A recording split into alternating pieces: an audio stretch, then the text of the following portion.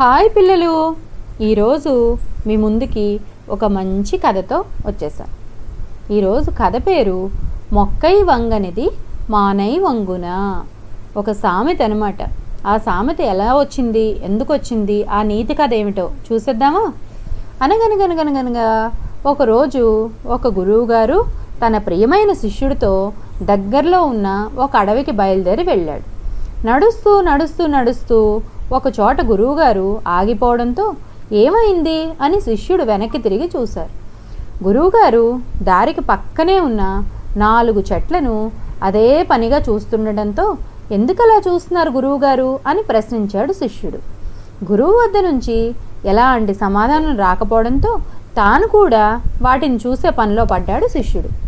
ఆ 4 చెట్లలో ఒకటి అప్పుడే ఆకులు తొడుగుతున్న చిన్న మొక్క, రెండోది కొంచెం పెద్ద మొక్క, మూడోది దానికంటే ఇంకొంచెం పెద్ద మొక్క, నాలుగోది మాత్రం చాలా చాలా పెద్ద చెట్టు అనమాట.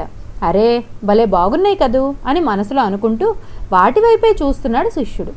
అప్పటికి కానీ ఈ లోకంలోకి రాని గురువుగారు శిష్యుడిని పిలిచి మొదటి మొక్కను చూపుతూ దాన్ని లాగేయమని చెప్పారు. ఆ పిల్లవాడు ఆ చిన్న మొక్కను చాలా తేలిగ్గా లాగి పారేశాడు. ఇప్పుడు రెండో మొక్కను కూడా లాగేయమని గురువు చెప్పడంతో దాన్ని కూడా కష్టపడి లాగి పారేశాడు. మూడో దాన్ని కూడా గురువు లాగమని చెప్పడంతో తన శక్తినంతటిని ఉపయోగించి అతి కష్టం మీద లాగి పారవేశాడు. ఇప్పుడు చివరిదైన 4వ చెట్టును కూడా లాగమని చెప్పాడు గురువు.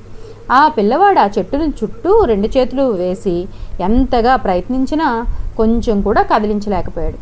శిష్యుడు అగచాట్లను అంతసేపు చూసిన గురువుగారు, చూడు నాయనా, మన అలవాట్ల విషయంలో కూడా ఇలాగే జరుగుతుంది. చెడు అలవాట్లు పాతబడిపోతే వాటిలో మార్చుకోవడం కష్టం. దానికి ఉదాహరణ ఈ 4వ చెట్టు.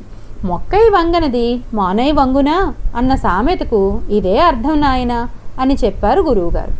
చెడు అలవాట్లు అనేవి ప్రాథమిక దశలో, అంటే మొట్టమొదటి దశలోనే ఉన్నప్పుడు నువ్వు లాగి పారేసిన 1, 2, 3 చెట్లు లాగానే ఉంటాయి. అవే మనలో బలంగా పాతుకుపోయినట్లయితే 4వ చెట్టులాగా దాన్ని మనం ఏమీ చేయలేం. కాబట్టి చెడు అలవాట్లకు ఎల్లప్పుడూ దూరంగా ఉండాలి నాయన అని చెప్పారు గురువుగారు. ఇది నీకు అనుభవపూర్వకంగా అర్థం కావాలి కాబట్టి ఆ చెట్లను ఉదాహరణగా చూపించి చెప్పాను అని అన్నారు గురువుగారు.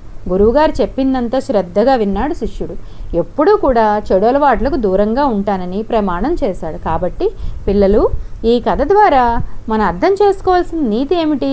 చెడు అలవాట్లను మొక్క దశలోనే లాగి పారేయాలి, లేకుంటే అది పెరిగి మహావృక్షమై మన అంతానికి దారితీస్తుంది. బాగుంది కదా ఫ్రెండ్స్ ఈ కథ? అందుకని మనం ఎప్పుడూ కూడా చెడు అలవాట్లకి బానిసలు అవ్వకూడదు.